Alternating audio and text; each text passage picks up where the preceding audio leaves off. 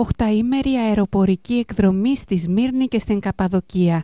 Σμύρνη, Παμούκαλε, Ιεράπολης Φρυγίας, Σπάρτη Πισιδίας, Λίμνες Αιγυρδίρ και Μπεϊσεχήρ, Ικόνιο, Αρχελαΐδα, Ιχλάρα, Καρβάλι, Μαλακοπή, Ορταχισάρ, Άβανο, Κοιλάδα του Περιστρέμματος, Κόραμα, Συνασσό, Κεσάρια, Προκόπη, Σίλι, Αξεχήρ, Αφιόν Καραχισάρ.